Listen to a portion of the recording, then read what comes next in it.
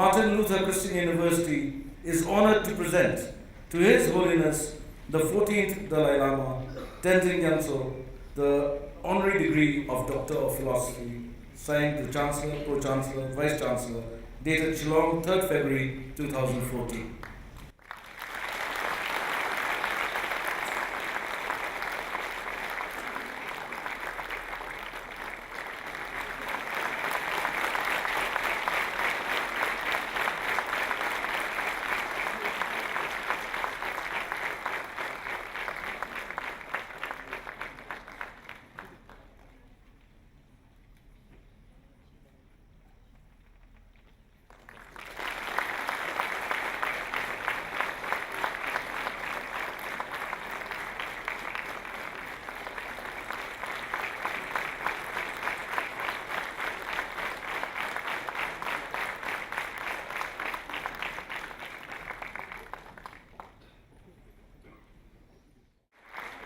Ready, be Abraham.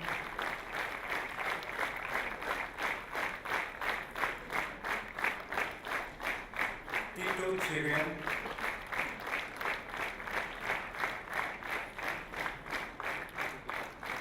Thomas Kuti, A.B.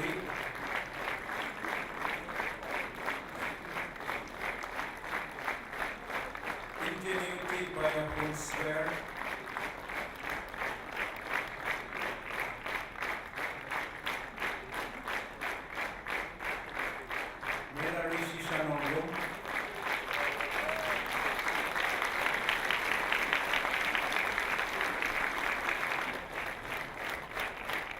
Efficiency and non-pure, Dakira Karkamo, Tiberis no sleep, Ibernam Karmolong, Master of Social Work, Pete Itafo, Ella Accord Karkambo, Henrietta Nome, Pietadin Karjana, Sengtring, C.H. Mara. It is our prayer and good wish that Your Holiness will soon return to Tibet, that the roof of the world will become a sanctuary of peace and a zone of ahimsa. We wish you all success in your pursuit of the middle way approach, for which the Honorable Sikyong, Dr. Lobsang Sangye, has become its articulate spokesperson. Until that time, we are blessed to have you with us as a source of wisdom, of light, and of hope. Ladies and gentlemen, it is my honor to present to you today His Holiness, the Dalai Lama.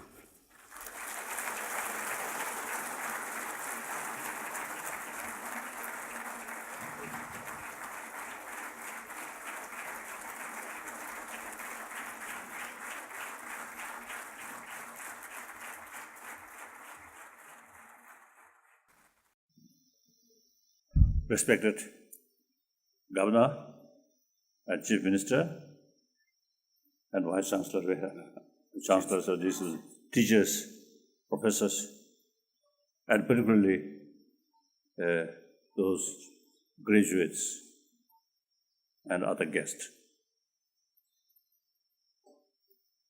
Indeed, I feel great honor to participate in this. I think some sacred the function. And then at the beginning, I want to express my deep hearty congratulations to those students now who got this degree graduates. So my congratulations. At the same time, I also, want to you, now you really start your real life. Not easy. And also the real opportunity translate all your knowledge into action. Right? Mainly, I think most of teachers and people, I think, expect you, your education, not only for your individual sort of interest or life, future, but interest for the nation, for the state. Then I want to add, India is most populated democratic country. After independence, you see, this country, in spite of some drawbacks here and there, or some problems, but basically very, very stable, peaceful. So, building healthy India, naturally, some positive impact in Asia, and not only Asia, but the whole world. So, these young, graduated sort of people, now you have sort of long future. You really can make significant contribution for India as a nation, at the state, and then finally global humanity. And here another sort of factor, as some mentioned, I think Governor mentioned, India. In the past, I usually say people, and I also feel, Egyptian civilization, Chinese civilization, and then Indus Valley civilization. Among these three, I think eventually, Indus Valley civilization, really produce wonderful human thinkers or philosophers. As I think Governor mentioned, Takshashila and Nalanda and Brigamalashila. Then you mentioned the fourth. What do you mean? Huh? Brigamalashila is third. You mentioned fourth. I think you wrote in your paper, I think. Okay. Okay. That I didn't know. I know only these three. So in any way, of course, I'm a student of Nalanda sort of tradition. So I know these Nalanda masters, they are writing. Even, the quantum physics already mentioned there.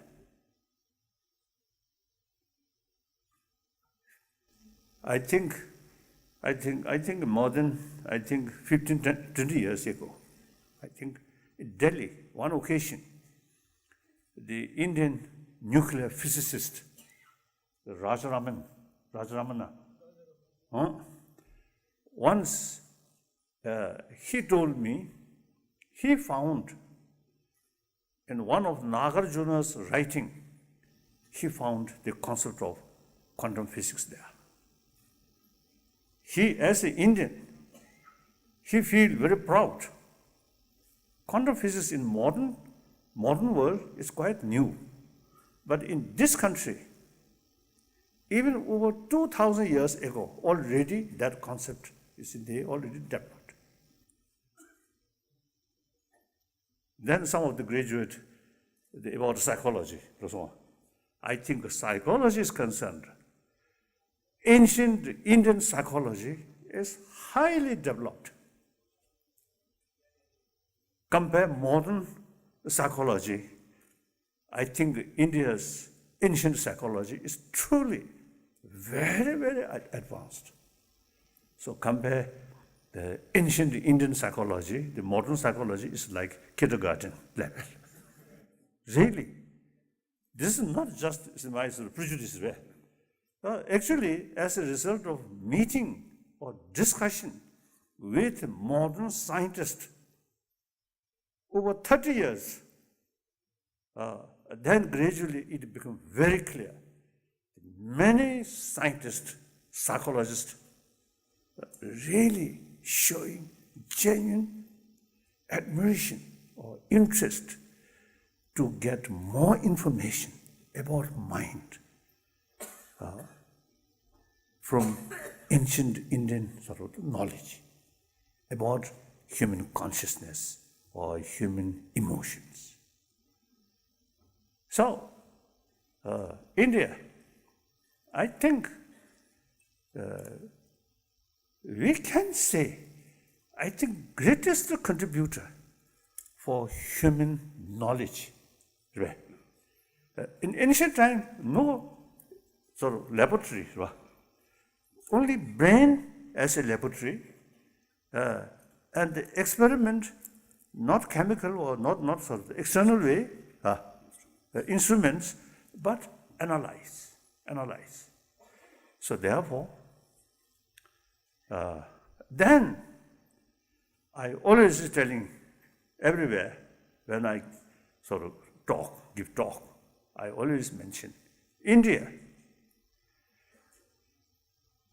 At least, I think 3,000 years, India have concept of ahimsa, non-violence.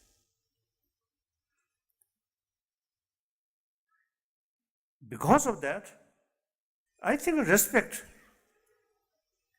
among different religious traditions, different philosophy, different concept, different history, but respect each other. So this country, I think really now, I think be a living example. All major world religious traditions can live together. So religious harmony is your tradition. Because of, you see, you have the practice of tolerance, because of practice of ahimsa, concept of ahimsa. So therefore, today's world, religious harmony, ahimsa, these two things are really very, very relevant. So you Indian can make significant contribution regarding promotion of ahimsa and promotion of religious harmony. And then, one my sort of main commitment, because of my introducer already mentioned, whether believer or non-believer, so long we are human beings, we need affection. We need compassion. Because affection, warm-heartedness, really brings inner strength, self-confidence. That creates calm mind, always relax. If you too much self-centered attitude, then much anxiety, much stress. Because of anxiety, stress, sometimes a little lie tell here and there. Then really in deep inside, much less self-confidence and self become very weak. As a result, mental peace very difficult. As a result, physical health also ruin. So peace of mind not only bring mentally happy, but also physically healthy physical. So usually we call healthy mind, healthy physical. These very much close link. So my main commitment is promotion of human value. That usually I call secular ethics. Now I must make clear, the word secular, in the West, some my friend, some Muslim, some Christian. You see, they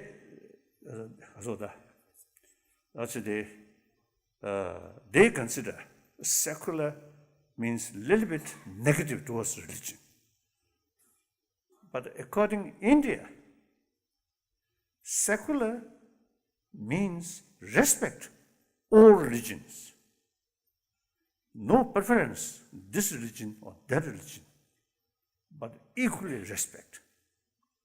Then also, I think one unique thing is secular means also respect non-believer. I think that is something very unique. Very unique. So now today's world, out of 10 billion human beings, over 1 billion actually non-believer. So we have to find ways and means to educate these non-believer, be honest, truthful, compassionate person. These also human being, they also have every right, be happy person, but they do not know what's the real sort of basis of happy life, peace of mind. When we talk compassion, then people feel, oh, this is a religious matter, or forgiveness, or religious matter. That's wrong.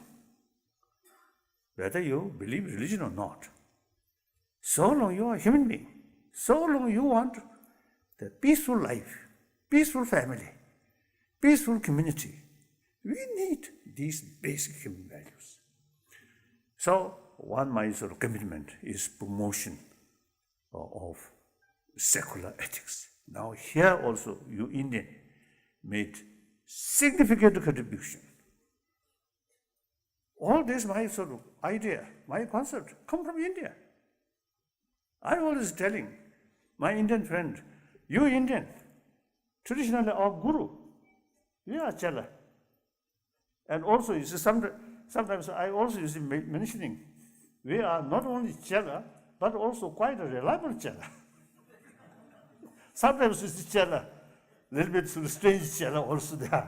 But as far as we concerned, really reliable. That means all the Nalanda knowledge,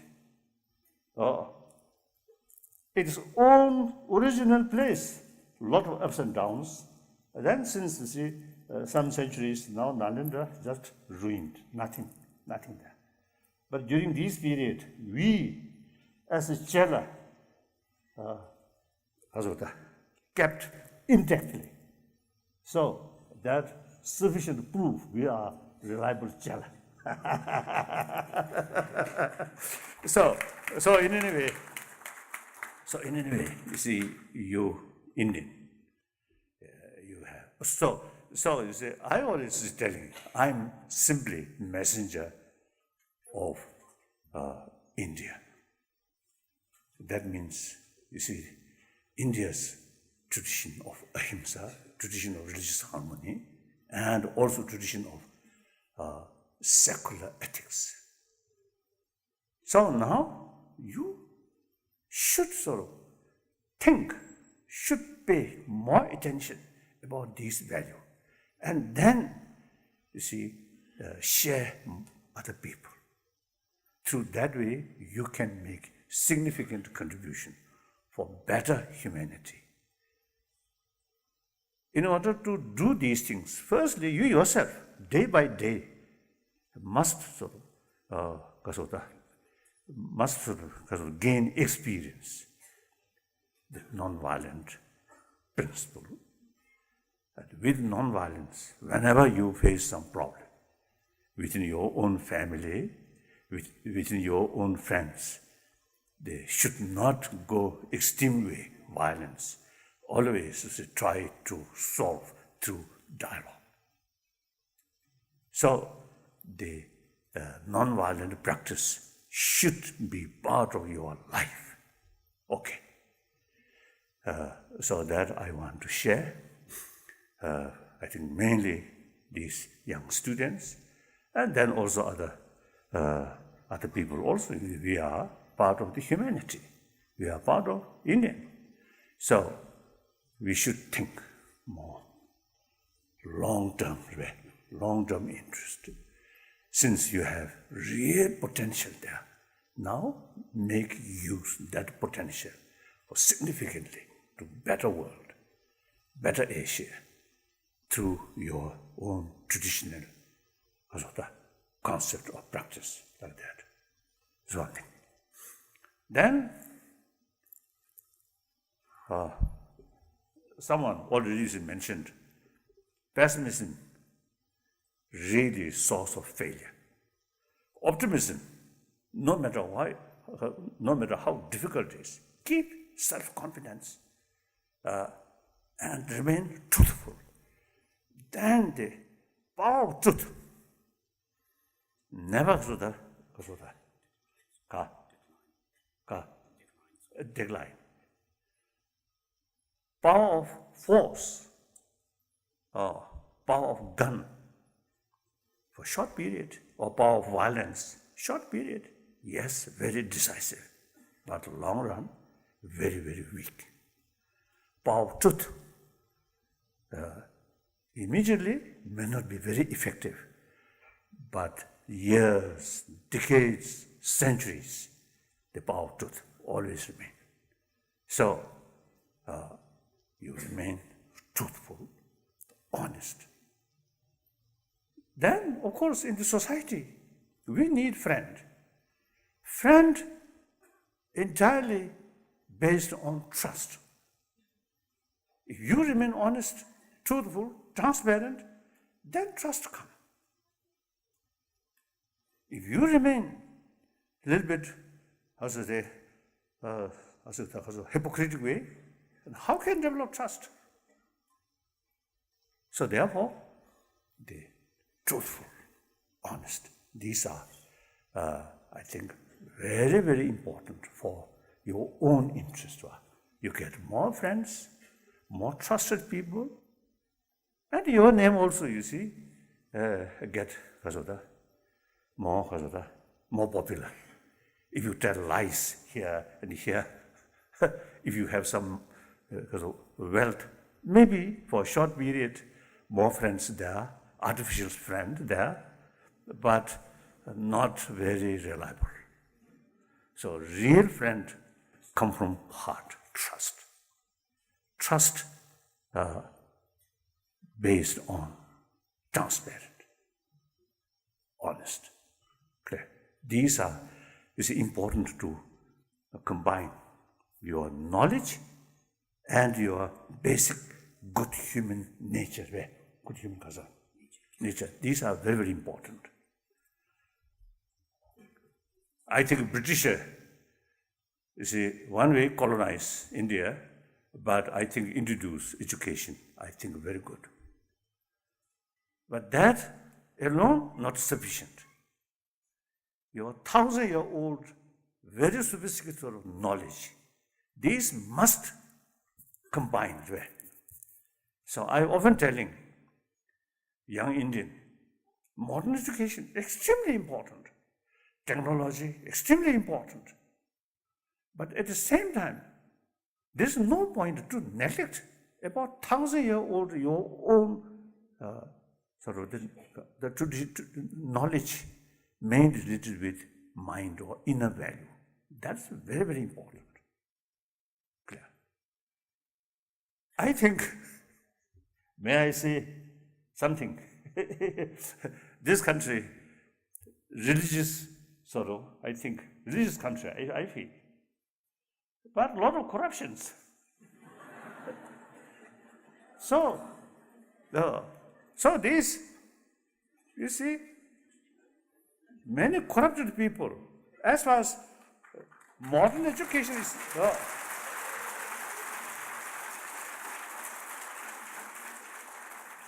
I think as far as modern education is concerned, I think these corrupted people, I think really highly educated.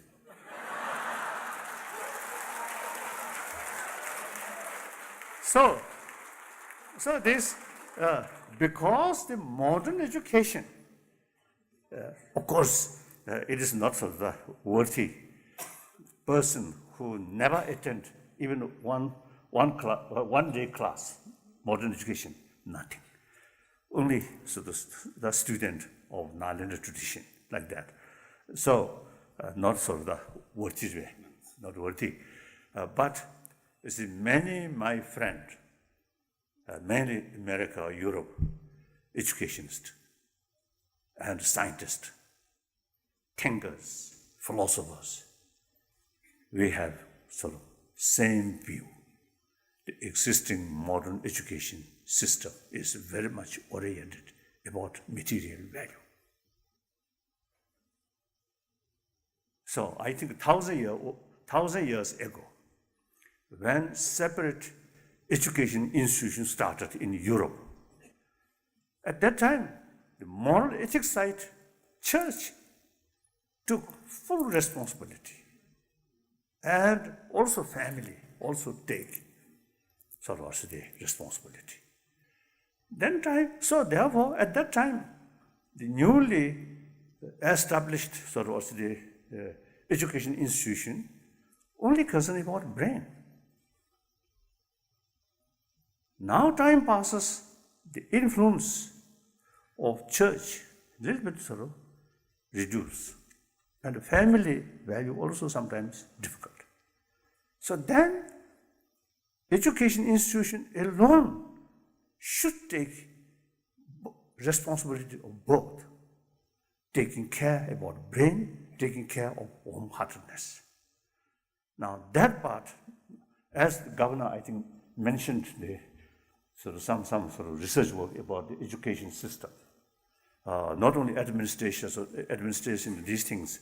I think, you see, now time come, I think should think how much you can take from ancient Indian sort of knowledge into Indian modern education institutions. This I really feel important. So therefore, sometimes I jokingly say telling, or in the front of governor and the chief minister, I feel a little bit sort of kasuda. I mean, too much bold or too much sort of blunt. So India, sometimes I teasing my Indian friend, you always pray to God or to Shivaji and Ganesh, so on. But it seems, you see, you pray to God, offering some flower, some incense, and the real sort of purpose of the prayer is, oh, my corrupted life must be successful.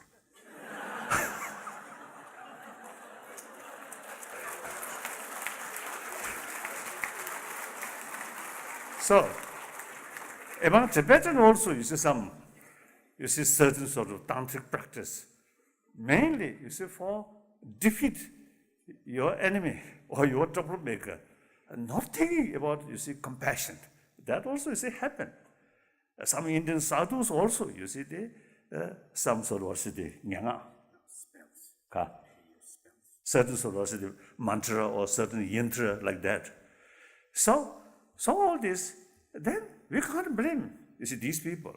Even religion also become instrument for bully other people or cheating other people. So therefore, the only sort of balanced thing is the moral ethics. That's very, very important. I want to share you. Then me personally, last 54 years, now nearly 55, India is my home. But mostly I remain Western India. Now, although Tawang in this area is a few occasions I visited, but Shillong I never been. Now, this is the first time.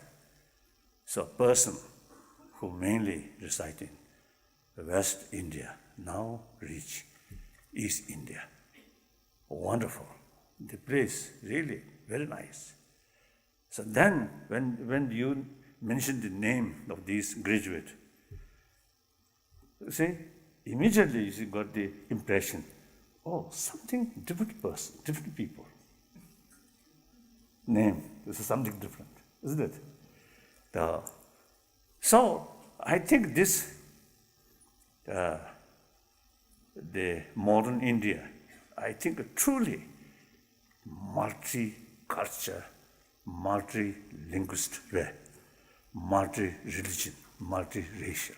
I think wonderful. Almost, you see, I felt, you see, India itself something like United Nations. Isn't it? East India, South India, West India, North India, different people, different language, different script, certain sort of, I think, different lifestyle. But all live harmoniously. So that's, I really feel, greatness of India. This itself is to be good example to rest of the world. Different language, different script, but for common interest, live together happily. Clear. Sometimes my friend, some Chinese, my friend, you see, when we met, I telling them, you should learn from India. Because you see, some Chinese hardliners, they consider, you see, Tibetan have their own script, their own language, so they consider this is the danger, source of danger to separate. So it is not necessary. Look, India, it's a different script, but happily live together for common interest. Now European Union also is a very good example. For common interest, use human intelligence, more wider perspective sort of way, then common interest is more important. So we not seeking separation from China, people from China, for common interest, for economies of the development is concerned, remain within the people's republic of China. It's our interest. Provide our unique language, unique script, culture must preserve. Then also, you see, I think Governor mentioned the ecology. Tibetan ecology must preserve fully. Then it is mutual benefit. Tibetan Buddhism, Tibetan compassionate culture, immense helpful to Chinese people.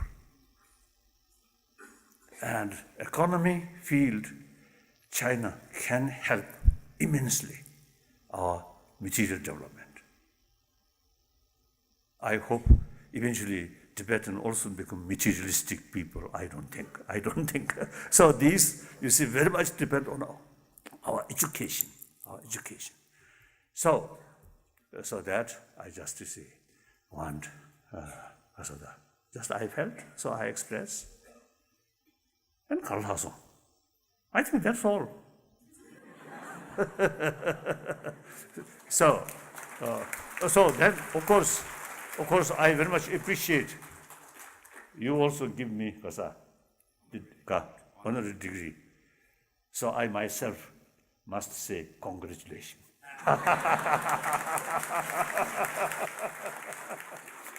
Just, you see, first time visit Shillong, and first day I got this degree. Thank you very much. So, thank you.